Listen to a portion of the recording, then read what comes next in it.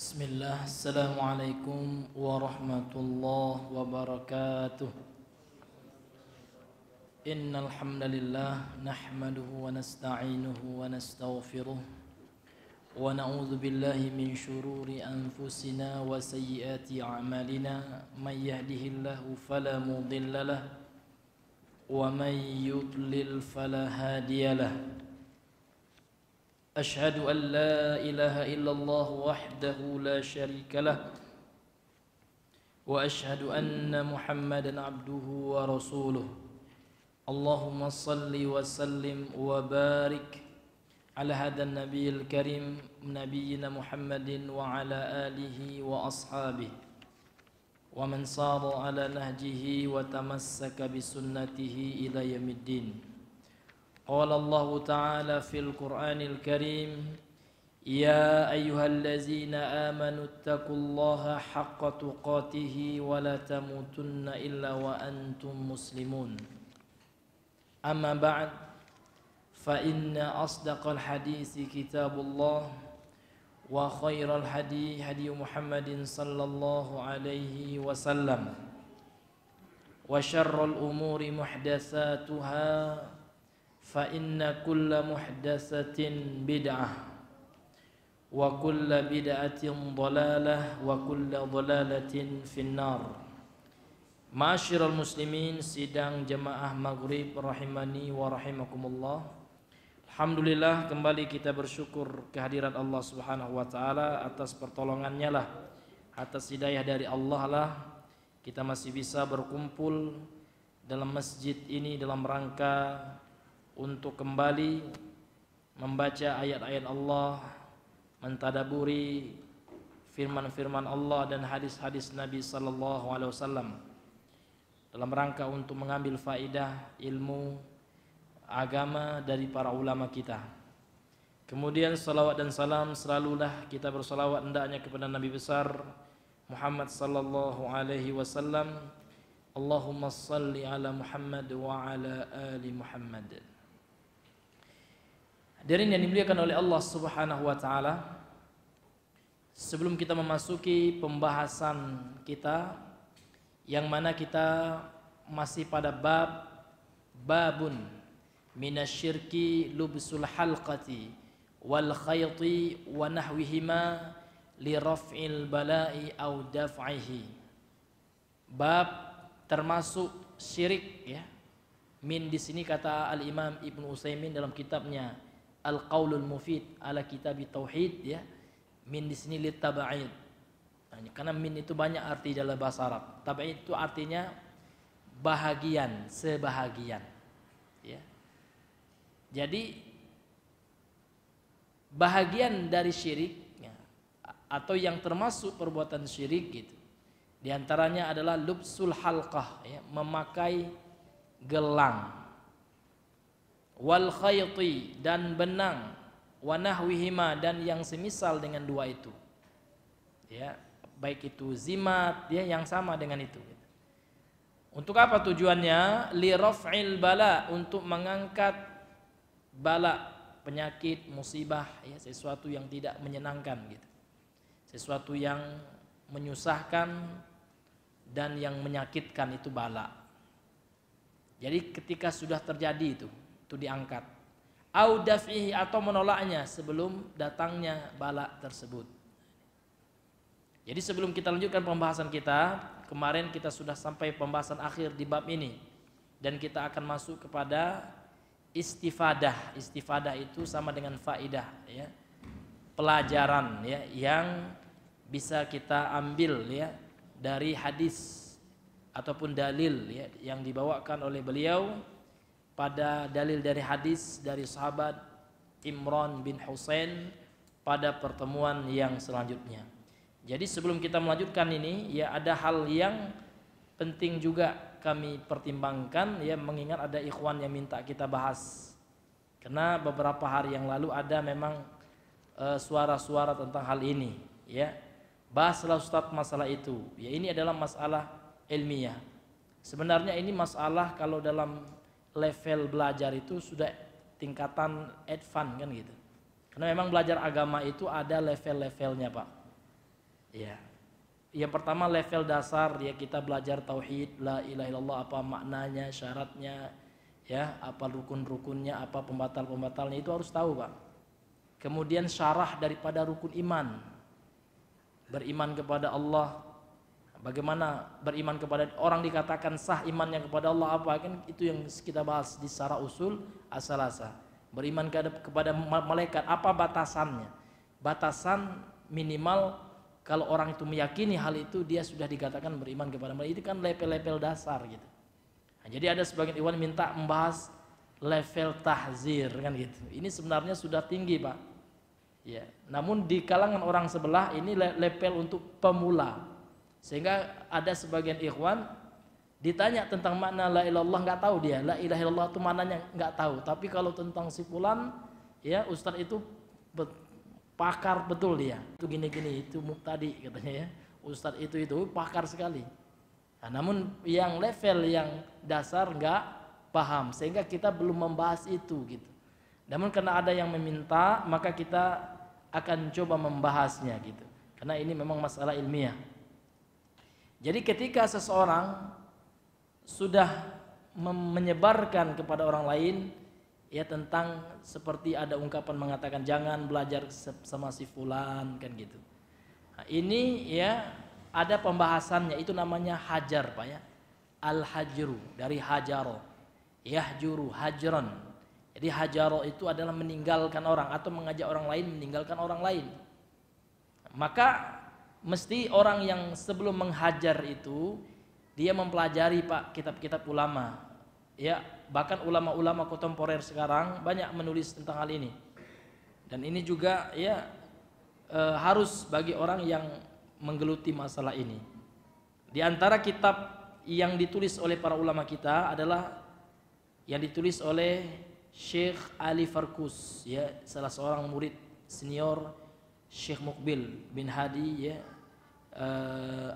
apa nama itu, Syekh Muqbil, ya, Al-Wadi, ya, Al-Wadi'i rahimahullah.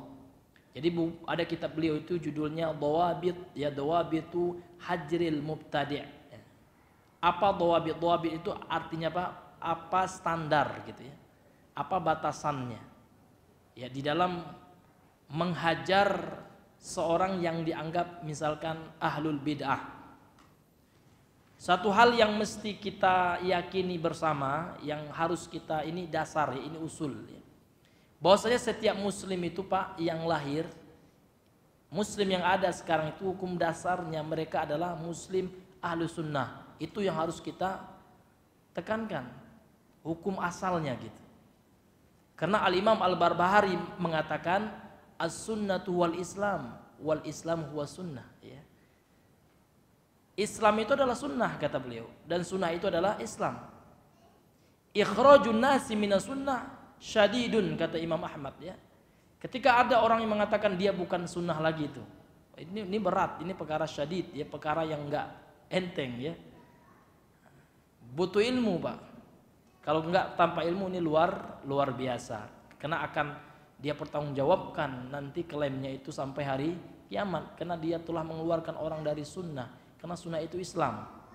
Ya, bukan berarti orang enggak sunnah, enggak Islam, enggak gitu. Artinya sunnah itu bagian dari Islam kan gitu. Karena ya orang yang tidak ahlu sunnah, maka kalau meninggal dikhawatirkan dia masuk salah satu golongan yang diancam masuk neraka, diancam gitu, Pak. Artinya ini luar biasa, vonisnya sangat luar biasa. Maka untuk itu ya ada pembahasan ulama tentang takfir. Takfir itu artinya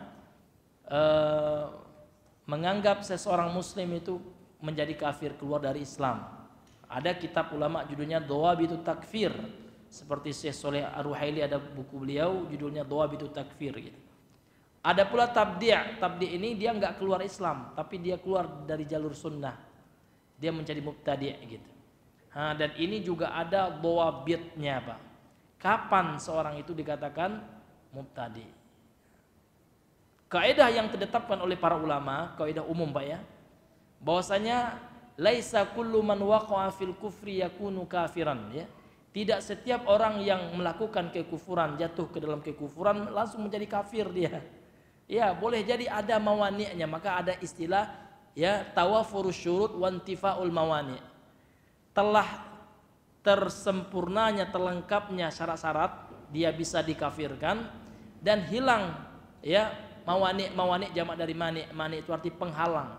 Begitu juga ketika kita membid'ahkan orang, ya ada syarat-syaratnya gitu, ada penghalang-penghalang yang harus dihilangi gitu. Nah, di antara penghalang itu qad yakunu jahilan, boleh jadi orang yang melakukan bid'ah itu adalah orang jahil, nggak bisa kita lakukan ahli bid'ah.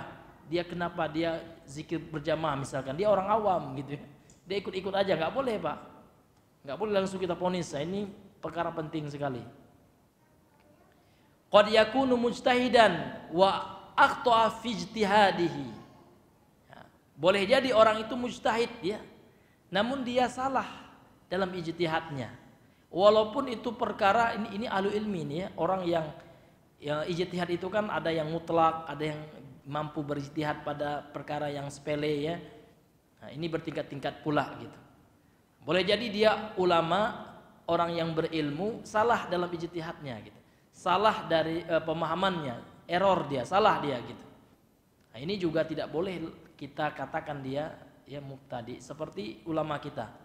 Ya Imam An-Nawawi misalkan berijtihad dalam sebagian pendapatnya tentang asma wa sifat, itu keliru. Ya, mencocoki pendapat Al-Asy'ariyah, Al-Asy'ariyah ya. Nah, kemudian Imam Ibnu Hajar juga. Ya, kemudian sebagian ulama juga ada yang jatuh seperti itu. Maka ini ya tidak bisa langsung dihukumi dia mubtadi ya. Ini tidak ada yang seperti itu. Qad yakunu ya mukroh dia, terpaksa karena dalam keadaan darurat misalkan, itu juga dilihat, atau dalam keadaan hilang akal, atau dalam keadaan dia syadidul farh atau syadidul ghadab ya, sangat senang sekali.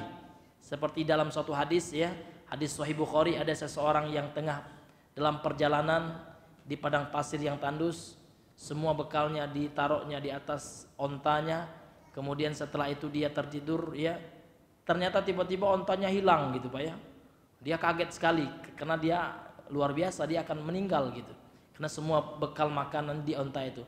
Pas dia dalam keadaan sedih seperti itu, gundah gulana seperti itu, tiba-tiba datang ontanya Pak. Senang sekali dia. Lantas dia mengatakan Allahumma anta abdi wa anna rabbuk. Nah, kan salah. Ya Allah, engkau adalah hambaku dan aku adalah Tuhanmu. Dia kata akhta'a min syiddatil farhi, kata ulama ya.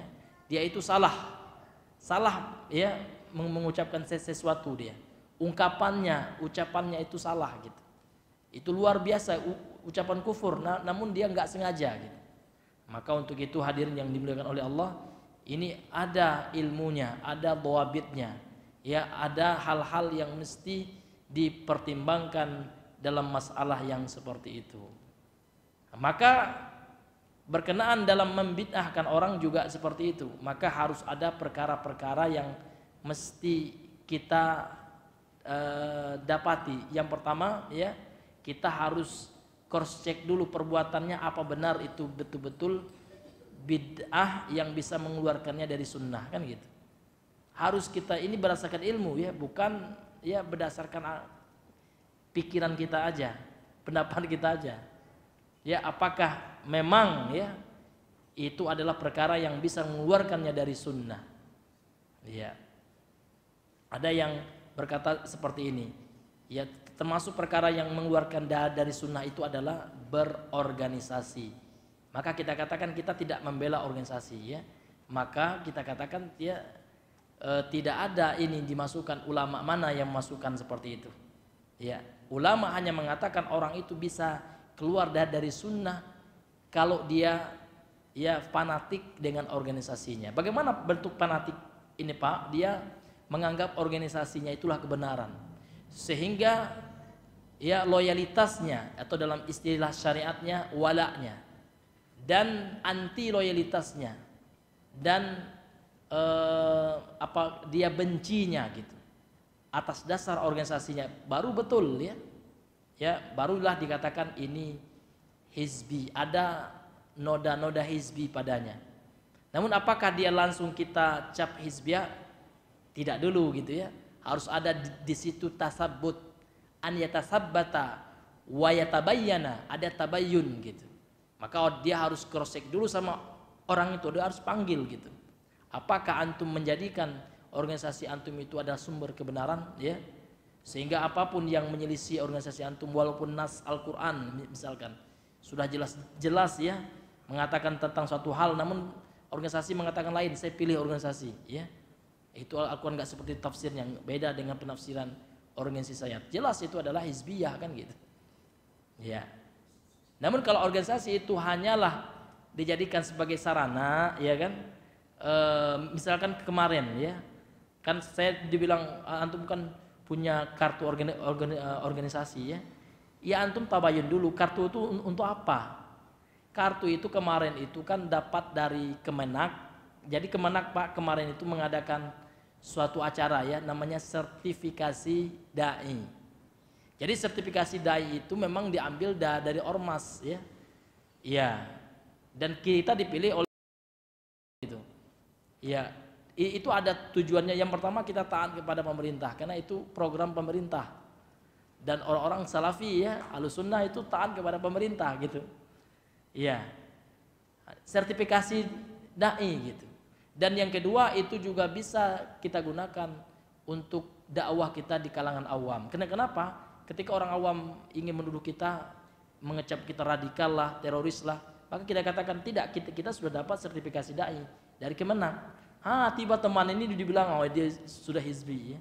Ya sudah dapat kartu organisasi. Padahal nggak tahu dia tujuan kita kartu itu apa dulu, enggak. Itu syarat kita untuk dapat sertifikasi dari Kemenak, ya bukan dari organisasi itu.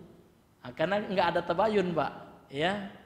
Iya, tidak ada tabayun sehingga disebarkan berita yang tetapi nggak apa-apa, ini hanya untuk menjelaskan saja sehingga jangan salah paham gitu. Ini hadirin yang dimuliakan oleh Allah. Jadi kita di situ itu bukan untuk berwala dan barok dengan ormas, karena nggak boleh memang dalam agama kita. Namun kita diberikan bangku, diberikan kesempatan untuk berdakwah, ya kan? Di situ tentu kita gunakan kesempatan itu untuk mengajarkan dakwah Ahlussunnah. Sehingga kalau kita itu subuhnya kita bahas kitab ulama Ahlussunnah ya, kitab Aqidahut Tauhid gitu. Nggak ada kita bahas kan nggak ada kita bahas karena memang tarjih nggak semuanya benar. Kita hanya menyampaikan yang benar-benar saja gitu, yang sesuai dengan Al-Quran dan Sunnah gitu. Yang salahnya ada memang. Namun kenapa antum nggak langsung bahas yang salahnya? Kita dalam dakwah ada strategi gitu. Kita numpang dakwah di tempat orang. Tentu yang pertama kita bahas itu adalah masalah akidahnya dulu kan seperti itu. Ya, memang ada sebagian fikihnya yang keliru seperti dalam tarjih itu ya masalah musik misalkan Pak ya. Itu kan asalkan musik itu tidak ada ininya katanya. Kalau seandainya musik-musiknya nggak mengajarkan yang haram gitu ya, kalau musik Islami kan gitu kan, itu pendapat di tarjih itu seperti itu. Ya kan, maka kita katakan itu nggak benar gitu.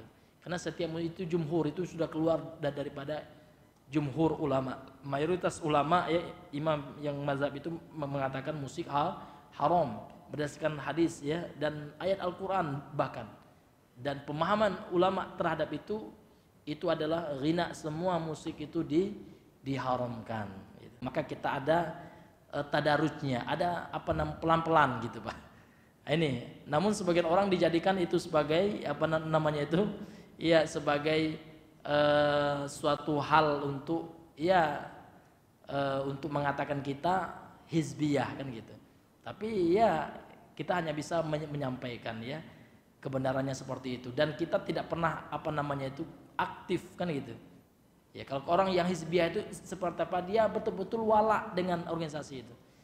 Jangankan organisasi Pak, dengan yayasan saja kalau ada orang yang fanatiknya yayasan, itu bisa juga jatuh kepada hizbiyah. Enggak hanya yayasan ya, kepada sosok atau person, individu, seorang ustadz. Kalau enggak dengan ustadz ini ya yang lain salah ya. Kebenaran itu hanya pada antum aja ustadz ya. Ana wala dengan antum, ana ya wala dan baru ana atas antum. Kalau antum nggak senang sama seorang, ana juga ikut nggak senang gitu. Kalau antum barok dengan orang, ana juga barok Ustaz ya. Pokoknya antum yes, yang lain no. Ah, ini sudah hizbiyah juga nih Pak. Iya. Makanya kita dakwah itu tidak mengajak kepada diri kita, tidak mengajak kepada ormas kita. Ana nggak pernah ngajak orang nggak pernah gitu. Tapi waktu itu hanya sekedar sebagai sarana untuk dapat sertifikasi dai. Yang tujuannya untuk apa Pak?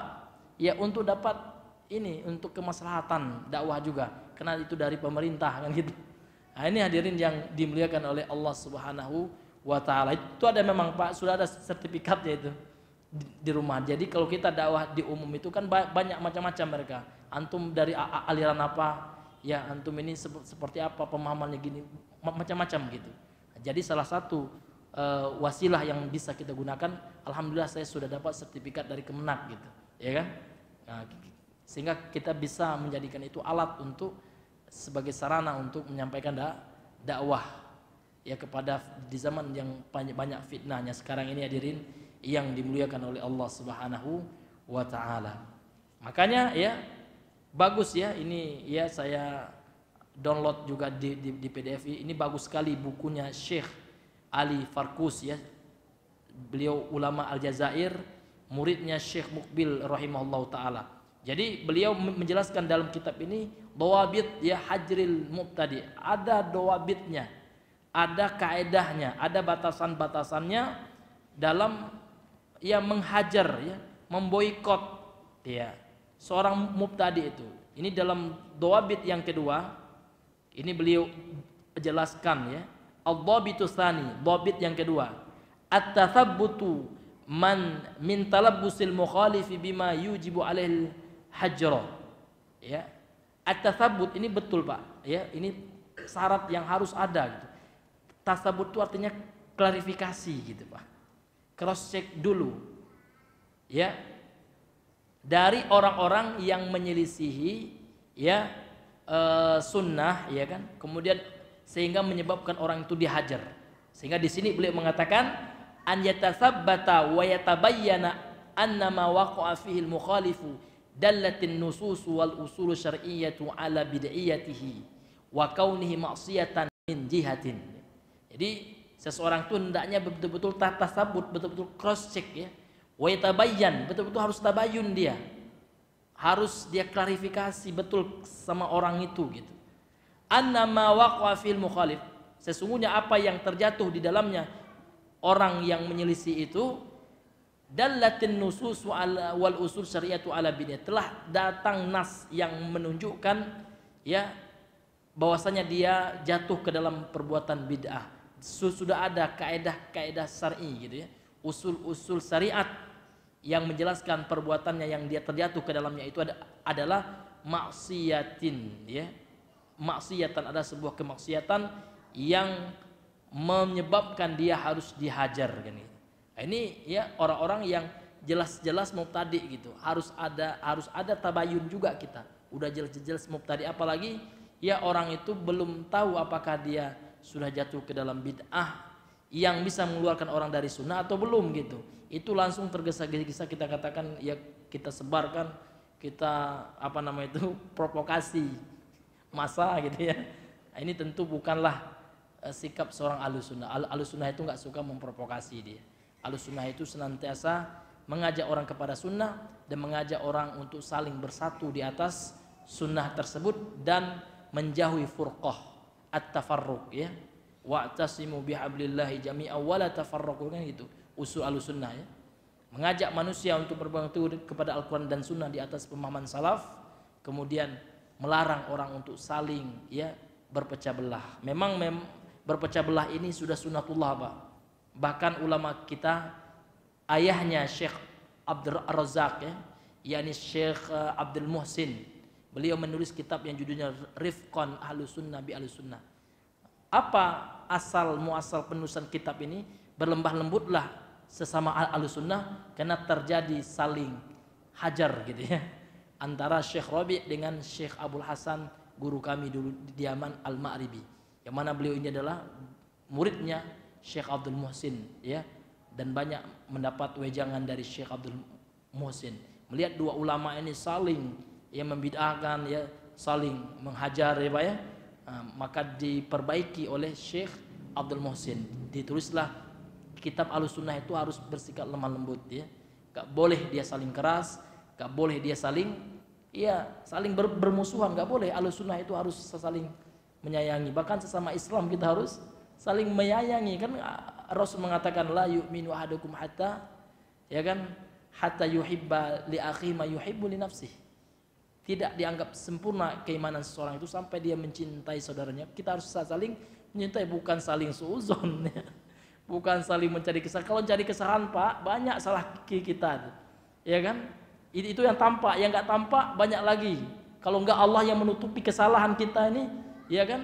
Mungkin luar biasa orang enggak mau duduk sama kita kan. Sampai salaf mengatakan kalau seandainya dosa itu ada baunya, kalian enggak mungkin mau duduk sama saya. Kalau kita mau saling cari salah banyak Pak, ya kan? Nah, mungkin nggak layak kita belajar sama manusia kalau kita ingin belajar sama orang yang nggak pernah salah. Sama malaikat aja Pak ya kita belajar ya kan? Insya Allah nggak ada salahnya, itu maksum ya. Atau sama para nabi gitu. Tapi kalau kita manusia tentu banyak salahnya gitu. Terkadang salah itu fatal ya, butuh dinasihati ya, bukan untuk diumbar, untuk digibahin gitu. Inilah hadirin yang dimuliakan oleh Allah Subhanahu wa taala. Toib, mungkin itu saja ya wejangan yang berkaitan dengan hal-hal yang banyak ditanyakan oleh para ikhwan. Ya mudah-mudahan ya apa yang saya sampaikan ini bisa bermanfaat bagi diri saya pribadi. Ya mudah-mudahan diridhoi oleh Allah Subhanahu wa taala, kemudian juga para ikhwah sekalian. Kemudian kita lanjut kepada pembahasan kita. Qala al-muallif hafizahullahu taala, ma yustafadu minal hadis. Apa faedah yang bisa diambil dari hadis sebelumnya? Yaitu hadis ya dari Imran bin Husain. Kita ulang lagi hadisnya ya. An Imran bin Husain, dari Imran bin Husain, anna Rasulullah sallallahu alaihi wasallam ra'a. Sesungguhnya Rasulullah SAW melihat rajulan, seorang laki-laki, fi yadihi halqatun min sufrin. Laki-laki itu pakai gelang ya di tangannya dari kuningan. Sufrin itu kan kuning asalnya, itu mananya kuningan, sesuatu yang kuning warnanya gitu, bisa tembaga dan lain-lainnya. Faqala, lantas Nabi bersabda, ma hazihi, ditanya oleh Nabi kepada laki-laki, enggak langsung diponis ya. Nabi pun tabayun juga ya kan? Ya kan, ditanya dulu oleh Nabi, yang kamu pakai ini apa? Ya enggak langsung Nabi katakan ini syirik. Boleh jadi orang itu cuman apa namanya, untuk hiasan saja gitu. Makanya Nabi tabayun dulu, langsung ditanya oleh Nabi, enggak langsung dihukumi gitu ya. Kamu pakai ini untuk apa, kata Nabi. Lantas laki-laki ini menjawab, minal wahina. Wahina sudah kita bahas kemarin ya, sejenis penyakit tangan ya, yang ada pada tangan manusia itu al-wahina. Jadi laki-laki ini mengatakan ini adalah penangkal penyakit wahinah ini. Faqala, lantas Nabi bersabda, inziha, buang itu, lepaskan itu, cabut itu gelang gitu. Fa innaha la taziduka, sesungguhnya gelang itu tidaklah menambahkan kepadamu illa kecuali wahnan, kelemahan, kehinaan. Fa innaka, dan sesungguhnya engkau wahai orang yang memakai zimat ini kan gitu. Lau mitta, ya ini wazannya ya, apa namanya, bisa mutta ya, bisa juga mitta ya. Lau mitta, apabila engkau meninggal, wahya alaika, dan engkau tetap ya memakainya, gelang itu tetap padamu gitu ya. Ma aflahta abadan, tidaklah selama-lamanya engkau beruntung, artinya merugi kamu kan gitu. Ini hadis rawahu Ahmadu bisanadin la ba'sa bihi. Hadis ini diriwayatkan oleh Muhammad dalam musnadnya. Jadi Imam Muhammad ini ada kitab hadis yang tebal Pak ya, berjilid-jilid ya, namanya Musnad Imam Ahmad. Maka sanadnya kata Imam Ahmad la ba'sa, enggak apa-apa, boleh dijadikan hujjah gitu. La ba'sa bihi, ma fi muskilah kan. Enggak jadi masalah ya untuk dijadikan dalil kan gitu. Nah ini hadis yang kemarin. Jadi apa pelajaran dalam hadis ini? Yang pertama kata Syekh Shalih Al Fauzan, anna lubsal halqati wa ghairuha lil i'tisami biha minal amradi minasyirki. Sesungguhnya memakai lubsa itu artinya memasang, memakai sama aja. memakai halqah gelang, ya sesuatu yang melingkar itu ya, dan yang sejenisnya dan yang selainnya yang sama tujuannya dengan gelang tersebut untuk apa? Lil i'tisami biha, untuk berlindung memakai perantara gelang itu.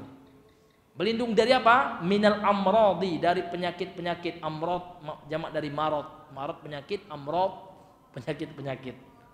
Minasyirki, ini bagian dari syirik. Kemarin sudah kita berikan perinciannya Pak ya. Ulama menjelaskan memakai zimat itu qad yakunu syirkan akbara wa qad yakunu syirkan asghara. Terkadang hukumnya bisa menjadi syirik besar dan terkadang bisa syirik kecil. Kapan memakai zimat itu syirik besar Bang Rio? Ya, kita murojaahnya di dia sendiri ya. Iya, betul ya. Kalau seseorang meyakini memang gelang itu betul dia sendiri gitu ya. Sakti kali itu gelang gitu ya. Mantap gitu ya. Gelang itu sendiri memiliki kekuatan, power gitu ya. Karomah gitu ya. Yang luar biasa. Dengan gelang itu kita bisa kaya ya. Kita bisa melet perempuan kan gitu misalkan. Nah, ini syirik besar itu. Kenapa? Dia tidak meyakini Allah lagi. Dia betul-betul memang menyandarkan keyakinannya kepada gelang itu. Ini ulama mengatakan syirik besar. Dan kapan memakai zimat seperti gelang itu syirik kecil Bang? Kapan itu Bang? Iya. Ya. Itu ketika seseorang itu meyakini memakai gelang itu hanya sebagai perantara saja. Yang memberikan rezeki itu saya percaya Allah Pak, 100% Pak. Namun kan kita butuh usaha, butuh ikhtiar. Ikhtiar saya itu gelang. Jadi gelang ini perantara saja, syirik kecil. Kok kenapa Pak? Iya, karena Allah tidak menjadikan gelang itu sebagai perantara. Karena perantara itu ada dua saja. Yang pertama perantara syar'i. Ya, yang perantara syar'i itu ada dalilnya. Ini enggak ada dalil, bahkan dilarang oleh syariat. Yang kedua perantara kauni. Kauni itu apa? Dibuktikan secara ilmu alam, ilmu kauniyah. Ya, dibuktikan dengan ilmu yang bisa dibuktikan dengan eksperimen seperti ilmu kedokteran dan semisalnya. Dan memakai gelang zimat itu tidak terbukti Pak oleh orang ahli ilmu dunia. Ya, enggak masuk gitu ya. Sehingga orang barat pun mengatakan myth, ya myth apa mitos katanya. Ya enggak jelas, enggak ada ininya ya, enggak ada standarnya, ukurannya itu enggak ada. Eksperimen tidak membuktikan itu. Kalau seandainya perdukunan misalkan gelang sakit pakai zimat ini, sakit zimat ini, itu terbukti, tentu sudah dibuka ada bagian kedokterannya. Dokter zimat ya, spesialis zimat ya. Rupanya nggak ada Pak, yang ada spesialis kandungan, spesialis paru ada. Ya tentu rumah sakit itu tutup semua. Ngapain rumah sakit mahal-mahal ya? BPJS ditutup aja, ngapain biaya mahal-mahal gitu ya? Cukup ke mbah dukun aja. Sakit kanker ayo mbah ya, pakai zimat aja. Ya. Ternyata nggak ada Pak. Artinya tidak bisa dibuktikan dengan ilmu ya, ilmu dunia atau ilmu pastilah gitu. Istilah orang sekarang ilmu eksakta kan gitu. Ini hadirin yang dimuliakan oleh Allah Subhanahu wa taala. Jadi itu Pak ya perinciannya. Dia bisa hukumnya syirik besar kalau mempercayai zimat itu sendiri yang bisa menolak mara bahaya misalkan. Ya kan? Yang bisa mengangkat bahaya. Zimat itu sendiri memang hebat itu zimat. Itu syirik besar ya. Namun kalau kita hanya percaya zimat itu perantara saja, yang menolak bahaya, mengangkat bahaya itu Allah, berarti syirik kecil. Itu aja Pak ya. Kemudian yang kedua, an-nahyu anit tadawi bil haram. Larangan berobat dengan perkara yang haram. Ini disebutkan dalam hadis sahih ya. Ya. Annahu la yatadawi bil haram ya, dalam maknanya gitu. Ya, enggak boleh, dilarang oleh Nabi seseorang itu ya untuk berobat dengan perkara yang haram. Itu hukum asalnya tidak boleh gitu Pak. Ya. Bagaimana Pak Ustadz hukumnya? Saya berobat dengan darah ular kobra atau empedu ular kobra, maka kita katakan hukumnya haram ya. Kenapa? Rasul mengatakan, ya kan, ketika Allah turunkan penyakit, ya pasti Allah wa anzala ma'ahu dawa gitu. Allah turunkan pengobatnya, ya. Dan pengobatnya itu Pak, obatnya ini Pak tentu yang halal gitu. Iya, tentu yang halal gitu. Pasti ada obat yang halalnya. Nah, kenapa dicari yang haram? Yang obat saya itu Pak dengan air kencing, ada juga orang ya diminum air kencing itu nggak boleh. Itu najis, haram itu. Kaidah mengatakan setiap yang najis pasti haram. Itu kaidah nih Pak ya, oleh ulama fikih. Dan tidak setiap yang haram itu najis. Ya, sehingga ulama berbeda pendapat hukum khamar. Khamar kan memang haram, tapi najis itu beda pendapat. Yang dikuatkan oleh ulama kita, ulama kontemporer kita seperti Imam Ibnu Utsaimin, tidak najis. Alasannya apa? Alasannya ketika turun ayat pengharaman khamar ya, itu kota Mekah itu dan kota Madinah ya, itu banjir dengan khamar. Karena sahabat menumpahkan di jalan-jalan itu khamar ya. Namun tidak dinukilkan mereka ya menyiram air ya kan, karena najis itu dihilangkan dengan air gitu Pak ya. Nah, tidak dinukilkan mereka menghilangkan najisnya. Sehingga Syekh Ibnu Utsaimin berfatwa kalau ada alkohol yang ada khamarnya ya itu enggak najis. Kalau dimakan ya enggak boleh, haram dia. Nah, namun kalau dipakai, fatwa yang beliau rojikan itu enggak najis. Namun kalau dalam mazhab Syafi'i itu najis gitu. Karena mazhab Syafi'i itu sebenarnya ketat Pak. Namun orang yang katanya Syafi'i ya ini ya terkadang tidak menjalankan mazhab Syafi'i gitu Pak. Kalau dalam mazhab Syafi'i Pak ya itu kotoran hewan itu semuanya haram kata mereka. Sehingga yang haram itu enggak boleh diperjualbelikan. Maka konsekuensinya apa? Mereka tidak boleh bisnis jualan pupuk kandang. Kan tai ayam itu. Tai ayam menurut mazhab Syafi'i itu haram. Nah, tapi kalau mazhab yang kuat, ya pendapat yang kuat dalam masalah ini, yang rajih dalam mazhab Hambali, Pak ya, itu diberikan rinciannya. Kalau hewan itu ma'kulatul laham ya, boleh dimakan dagingnya, halal dagingnya, maka kotorannya juga halal.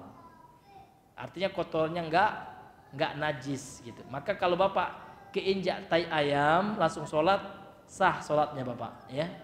Nah, kalau dalam mazhab Syafi'i enggak gitu ya. Ala kulli hal itu masalah khilafiyah ya di kalangan para ulama. Tentu kita beramal dengan yang rajih ya, yang kita yakini rajihnya berdasarkan ya ilmu yang kita pelajari dengan para ulama kita. Wallahu taala a'lam bissawab. Kemudian yang selanjutnya, yang ketiga, ingkarul munkari wa ta'limul jahili. Jadi dari hadis ini terdapat pelajaran kita untuk mengingkari kemungkaran. Di mana itu Pak? Di hadis ini Nabi langsung mengingkari kemungkaran. Nampak kesyirikan langsung beliau ingkari. Nah, tentu ini sesuai dengan keilmuan dan keberanian seseorang. Jadi kalau orang nggak berilmu pun nggak bisa mengingkari kemungkaran, karena nggak tahu dia mungkar, nanti ditanya apa dalil ini mungkar ini nggak boleh, repot juga dia Pak ya. Makanya untuk mengingkari kemungkaran tentu yang syarat yang pertama berilmu gitu. Nabi orang yang paling berilmu itu Nabi Rasulullah SAW ya, manusia yang paling tahu tentang Allah itu Nabi ya. Sampai Nabi mengatakan kepada Aisyah, inna atqakum wa a'lamakum billahi ana. Wahai Aisyah, inna atqakum, sesungguhnya orang yang paling bertakwa di antara kalian itu dan yang tahu tentang ilmu Allah itu aku, kata Rasul sallallahu alaihi wasallam. Tentu ya syaratnya harus berilmu orang yang mengingkari kemungkaran. Kemudian mengajarkan orang jahil, karena orang ini jahil ya, orang yang pakai zimat di hadis ini. Enggak paham dia, enggak tahu. Maka diajarkan langsung oleh Nabi. Tentu syaratnya juga harus berilmu. Jadi syarat yang pertama itu berilmu, yang kedua berani Pak. Ada juga orang yang tahu ilmunya tapi enggak berani. Ini termasuk level iman yang paling bawah. Karena Rasul mengatakan dalam hadis Sahih Muslim dari Sa'id Al-Khudri ya, man ra'a minkum munkaran falyughayyirhu biyadihi, fa illam yastati' ya fa bilisanihi, fa illam yastati' fa biqalbi wa dzalika adhaful iman. Kalau bisa dengan tangan, itu haknya orang yang memiliki otoritas pemerintah gitu, yang memiliki kekuatan power gitu. Kemudian kalau nggak mampu dengan tangannya, dengan lisannya. Ini bagi orang yang memiliki ilmunya gitu ya. Namun kalau nggak mampu dia tahu itu salah, mungkar, namun dia segan atau apalah gitu. Nah, sehingga dia hanya mengingkari dalam hatinya saja. Namun ini level yang paling rendah imannya. Wazalika ad'af. Ad'af itu ismu tafdil ya. Yang bermakna paling. Itulah yang paling dhaif ya. Paling rendah, lemah keimanannya. Kemudian pelajaran yang keempat, dararus syirki fid dunya wal akhirati. Ya, mudarat, mara bahaya perbuatan syirik, dampak negatif perbuatan syirik di dunia dan di akhirat. Ya. Karena Nabi dalam hadis ini mengatakan kalau engkau tetap pasang zimat itu, ya maaflah ta'abadan, tidaklah engkau beruntung selama-lamanya, baik itu di dunia maupun di akhirat. Walaupun di dunia dia merasa rezekinya lancar-lancar saja, itu istidros, terkadang seperti itu. Memang Allah beri dia kesenangan di dunia untuk menipunya gitu. Ya. Sehingga dia merasa hebat, ya, sehingga dia larut, ya, bergelimpangan dalam lembah kesyirikannya, sehingga setelah itu Allah masukkan ke dalam na'udzubillah azabnya. Maka hadis ini juga menunjukkan bahayanya ya perbuatan syirik di dunia dan di akhirat. Kemudian yang kelima, istifsalul mufti wa'tibarul maqasidi. Apa artinya Pak istifsal itu? Ya, istifsalul mufti, seorang mufti itu orang yang ditanya, orang yang berfatwa ya. Dia mentafsil, merinci. Jadi setiap pertanyaan yang datang kepada mufti itu, sang mufti meminta perincian ya, ditanya lagi, maksudnya apa ini? Nah, karena dalam hadis ini Nabi merinci. Kamu pakai gelang ini untuk apa? Mahazihi kata Nabi. Ini gunanya untuk apa? Nah, ketika dijawab lagi tahu Nabi, oh ternyata untuk penangkal ya gitu. Itu berarti syirik gitu ya. Jadi seorang yang bertanya seperti itu jangan asal jawab. Afwan, seorang mufti juga seperti itu, orang yang menjawab. Jangan asal jawab pertanyaan gitu ya. Nah, tanpa dia betul-betul rinci, jelas pertanyaan itu. Makanya sang yang menjawab juga harus ya bertanya kepada muftinya. Afwan, kepada mustafti. Jadi mustafti istilahnya dalam usul fikih, orang yang minta fatwa itu namanya mustafti. Mufti adalah orang yang memberikan fatwa. Wa'tibarul maqasidi. Ya, kemudian dia juga harus mempertimbangkan tujuannya, apa tujuan dia bertanya, pertanyaannya ini seperti apa gitu. Misalkan kalau dalam hadis ini apa tujuan orang ini memakai itu kan, nah, itu harus dipertimbangkan oleh mufti sehingga dia tidak asal-asalan ketika berfatwa kan seperti itu Pak. Nah, ini pelajaran yang penting itu ya. Seorang mufti ya harus betul-betul tahu rincian pertanyaan, kemudian mempertimbangkan tujuan dari pertanyaan seorang mustafti atau orang yang bertanya, meminta fatwa. Kemudian yang keenam, anna syirkal asghara akbarul kabairi. Sesungguhnya syirik kecil itu adalah dosa besar gitu. Walaupun dia syirik kecil Pak, namun dosanya dosa besar ya. Sama levelnya dengan berzina, mencuri gitu. Nah, walaupun dia dikatakan syirik kecil, maka diingkari oleh Nabi. Walaupun dia zimat misalkan, diingkari. Walaupun dia perkara yang dianggap manusia kan sepele, kan cuma pakai zimat Pak Ustadz. Iya zimat, tapi ini dosa besar Pak. Ya kan? Bagaimana kalau Bapak melihat orang mencuri, pasti Bapak akan teriak, ya, akan bereaksi. Begitu juga kita lihat orang berbuat syirik, walaupun zimat yang Bapak pakai, yang Ibu pakai untuk anak Ibu, namun ini syirik, maka kita juga harus bereaksi. Karena ini berdosa. Karena Nabi sudah mengecamnya kan gitu. Kemudian yang ketujuh, anna syirka la yu'dzaru fihi bil jahli. Sesungguhnya syirik itu tidak ada uzur di dalamnya dengan jahal, dengan kebodohan. Ini ada rincian pembahasan ini. Ya, Syekh Ibnu Utsaimin ya ketika mensyarah kitab Kasyfus Syubhatnya Syekh Muhammad bin Abdul Wahab, beliau memberikan rinciannya. Kapan syirik itu diberi uzur dan kapan tidak diberi uzur karena kebodohan. Syekh Mukbil pun ada pembahasan beliau tentang ini. Jadi orang yang berbuat syirik yang diberi uzur kejahilan adalah ketika dia betul-betul tidak ada sarana ilmu pengetahuan sehingga dengan itu dia diberi uzur. Contoh Pak, sekarang Bapak tinggal di hutan yang tidak ada sarana untuk belajar ya, itu diberi uzur ya. Yu'dzaru bil jahli, itu diberi uzur. Namun kapan enggak diberi uzur ya, sebagaimana dikatakan oleh Syekh Shalih Al Fauzan di sini, ketika tidak ada lagi penghalang-penghalang dia untuk apa? Belajar. Sekarang enggak ada lagi Pak. Sekarang sudah banyak di internet, banyak ulama ya, para ustaz, para asatiz ya, memberikan pemahaman tentang masalah syirik, masalah tauhid ya. Dia aja yang malas, maka ini enggak diberi uzur dia. Ya. Nah, dari perbuatan syirik yang dia lakukan. Nah, ini perinciannya. Kemudian yang kedelapan, at-taghlidhu fil inkari ala man fa'ala syai'an minasyirki. At-taghlidh itu artinya keras, tegas gitu. Tegas di dalam mengingkari terhadap orang yang melakukan sesuatu dari perbuatan syirik. Harus tegas Pak. Dalam masalah syirik itu kita itu enggak ada toleransinya. Syirik ya kita jelaskan, kita bawa contohnya langsung. Nah, sekarang kan sebagian orang malu-malu dia. Ya dia bahas syirik itu bahaya Pak. Namun enggak dijelaskan contohnya, itu juga enggak tegas gitu. Sehingga orang itu enggak paham. Ya dia tahu syirik itu memang bahaya, tapi dia enggak tahu contohnya. Ya, maka yang tegas itu jelaskan, seperti Bapak pakai zimat Pak gitu ya.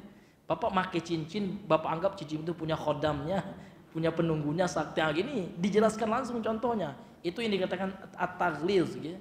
Betul-betul kita jelaskan gitu, keras kita, tegas kita dalam mengingkarinya. Untuk apa? Tujuannya li ajli tanfiri minhu, sehingga orang itu tanfir ya, lari jauh ya darinya, yakni dari perbuatan syirik tersebut. Nah, maka dalam pembahasan syirik itu Pak memang harus banyak contoh-contoh yang memang up to date gitu ya. Iya, kita jelaskan betul contoh sehingga betul-betul mengena gitu. Ya jangan hanya dibahas secara umum gitu Pak ya. Syirik itu dosanya seperti ini, tapi orang-orang enggak tahu ya yang mana yang syirik yang dimaksud gitu. Ini hadirin yang dimuliakan Allah. Sehingga dalam kitab tauhid ini betul-betul dijelaskan contohnya langsung oleh beliau dengan dalil-dalil. Itulah diantara keistimewaan kitab tauhid ini Pak. Makanya kita mesti ya selalu ya meluangkan waktu kita untuk mempelajari kitab yang bermanfaat insyaallah untuk dunia dan akhirat kita, menjaga akidah kita dari noda-noda dan racun-racun daripada perbuatan syirik yang terkutuk tersebut. Inilah mungkin ya, mengingat waktu juga ya, yang bisa kami sampaikan ya, karena memang malam ini ada safar juga ya, menemani ikhwan kita yang